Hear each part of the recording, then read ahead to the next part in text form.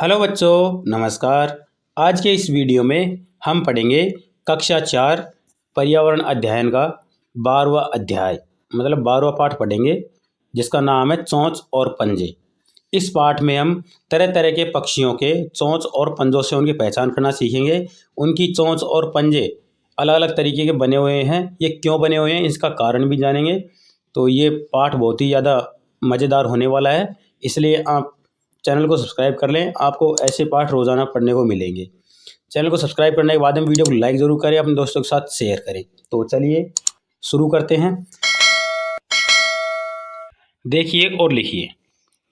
चित्र में तुम्हें कौन कौन से पक्षी दिखाई दे रहे हैं, तो आप इनको देखकर पहचान सकते हो कौन कौन से पक्षी हैं।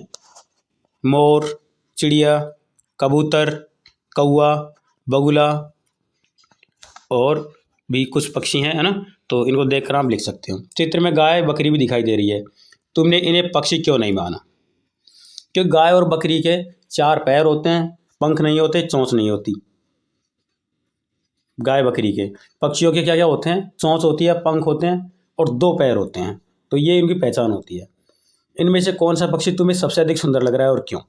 देखिए, सबसे अधिक सुंदर हमें मोर लगता है। इसका कारण क्या है कि क्योंकि इसका जो शरीर है वो रंग बिरंगा है। यह भी कीजिए, अपने क्षेत्र के अन्य पक्षियों के नाम लिखिए और उनमें से कुछ के चित्र बनाइए। कक्षा में साथियों के साथ गोल घेरे में बैठ जाइए और अपने आप को कोई एक पक्षी मानकर उसकी आवाज़ निकालिए और बताइए कि वह क्या क्या खाता है। तो ये आपके खुद ही करने के लिए है।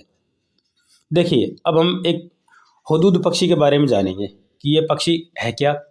ये पक्षी हमारे क्षेत्र में बड़ी मात्रा में मिलता है। यह बादामी रंग का होता है। पूंछ और पंखों पर काली धारियाँ होती हैं। सिर पर कलंगी होती है। उड़ान शुरू करते समय और उतरते समय कलंगी फूल की तरह खुल जाती है। लंबी घुमावदार चोंच की सहायता से यह जमीन के अंदर मिलने वाले कीड़े मकोड़ों को खाता है। यह खेती के लिए लाभदायक है। अब बात करेंगे हम बया चिड़िया के बारे में। क्या आपने बया को देखा है? यह एक छोटी सी किंतु बुद्धिमान चिड़िया होती है। अपने खूबसूरत तुम्बी नुमा घोंसले बनाने की कारीगरी के लिए प्रसिद्ध है। इनके घोंसले खेतों के आसपास के पेड़ों पर लटकते देखे जा सकते हैं। ये दिखने में घरेलू चिड़िया जैसी होती है, लेकिन इनकी चोंच मोटी और पूंछ छोटी होती है। यह मोटी पत्तों वाली घास को चीर चीर कर पतले धागेनुमा तंतु निकालती है। इस तार से अपना घोंसला तैयार करती है। यह खेती हर जमीन के आसपास झुंडों में रहती है और खूब शोर शराबा मचाती है। यह समूह में कभी कभी अनाज की पकी हुई फसलों को चट कर देती है। या गोडाउन के बारे में, यह एक वजनी पक्षियों में से एक है, मतलब भारी भरकम होता है। इसका वजन 10-12 किलो तक होता है। यह अपने बड़े आकार के कारण शुतुरमुर्ग के जैसा दिखाई देता है। इसके सिर पर काला रंग होता है। राजस्थान के थार के मरुस्थल में इसकी संख्या दुनिया में सबसे ज़्यादा है। यह घास में रहना पसंद करता है। यह अत्यंत शर्मीले स्वभाव का होता है। इसे शर्मीले पक्षी और सोन चिड़िया के नाम से भी जाना जाता है। यह कीड़े मकोड़े व अनाज खाता है। वर्तमान में इनकी संख्या कम होती जा रही है। इस प्रजाति को बचाने के लिए सन 1981 में से राजस्थान का राज्य पक्षी घोषित किया है। सोचिए और बताइए, बया ज़्यादातर खेतों के पास वाले पेड़ों पर ही घोंसले क्यों बनाती है? क्योंकि खेतों में बड़ी मात्रा में कीड़े मकोड़े और अनाज मिलता है खाने के लिए, और खेतों में जो हरे पत्ते मिलते हैं उनमें से ये धागे नुमा पत्ते चीर कर उनसे घोंसले भी बनाती है, और उनके खेतों के आसपास जो पेड़ होते हैं उनसे लटकी हुई डालियों से ये अपना घोंसला बनाती है। हुदूद खेतों के लिए लाभदायक क्यों है?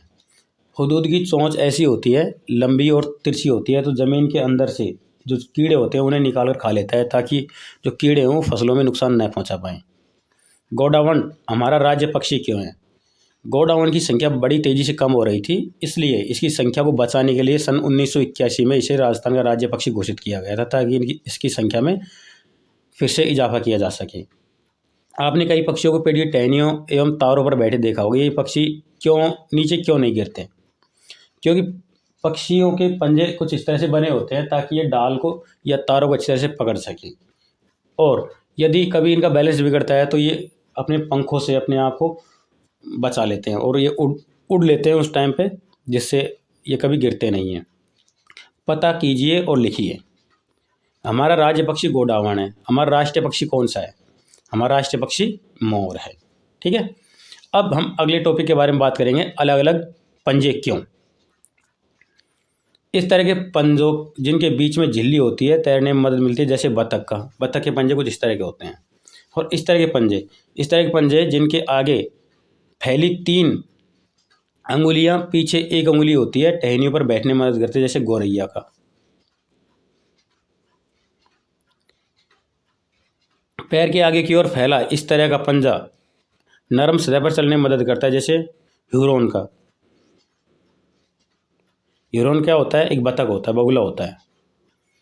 और इस तरह का पंजा, इस तरह का मजबूत पंजा जो थोड़ा मुड़ा हुआ है और तीखे नाखूनों वाला होता है, शिकार को पकड़ने में मदद करता है, जैसे गिद्ध का पंजा। और ये 4 पंजों वाला, इस तरह 2 आगे और 2 पीछे फैली पंजों की अंगुलियां पक्षियों को पेड़ों पर और खड़ी सतह पर चढ़ने में मदद करती है, जैसे कठफोड़वा का। अलग अलग चोंच क्यों? इस तरह की आगे से मुड़ी हुई और नुकीली चोंच पक्षियों को मांस को चीरने फाड़ने में मदद करती है, जैसे चील।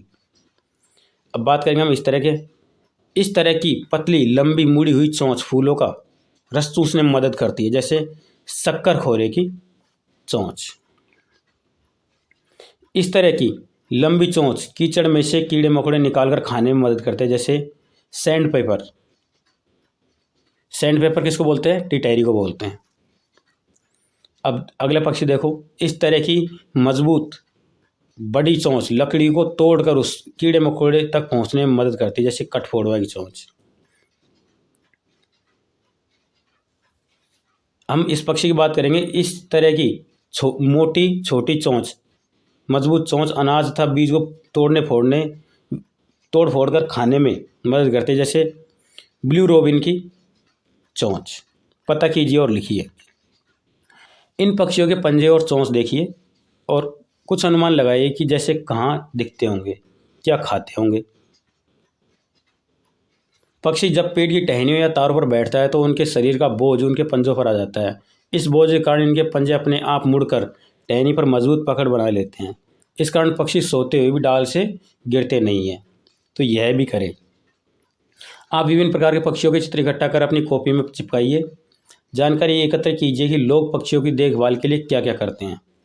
हमने क्या सीखा इस पाठ में? पक्षी अलग अलग तरह के होते हैं, इनके पंजे और चोंच अलग अलग काम करते हैं। जाना समझा बताइए। अपने आसपास के पक्षियों का अवलोकन कर इनकी जानकारी लिखिए। जैसे पक्षी का नाम, जैसे बात करें कबूतर की, रंग कैसा होता है? हल्का हरा नीला होता है। पक्षी के पंजे कैसे होते हैं? पक्षी के पंजे इसमें आगे की तरफ 3 उंगलियां होती है और पीछे 1 उंगली होती है। एक क्या खाता है? अनाज खाता है। कहाँ रहता है? यह हमारे घरों के ऊपर या घरों में अंदर की तरफ जो बनी हुई जाली होती है या जहाँ पर बिल्ली न पहुँच सके, इस जगह पर अपना घोंसला बनाता है। इसकी चोंच कैसी होती है? इसकी चोंच छोटी और मोटी होती है। ठीक है। इस तरह से आप और भी पक्षियों को ले सकते हैं, जैसे तोते के बारे में लिख सकते हो, आप मोर के बारे में लिख सकते हो। तो आपको जो पक्षी अच्छा लगे उसके बारे में आप लिख सकते हो। अब एक संदेश है पक्षियों के बारे में। पक्षी लगते एक तरह के, चोंच व पंजे अनेक तरह के। तो इसी संदेश के साथ में हमारा यह अध्याय समाप्त होता है। जाने से पहले वीडियो को लाइक करें, अपने दोस्तों के साथ शेयर करें और चैनल को सब्सक्राइब जरूर कर लें। चलिए मिलते हैं अगले अध्याय में। धन्यवाद।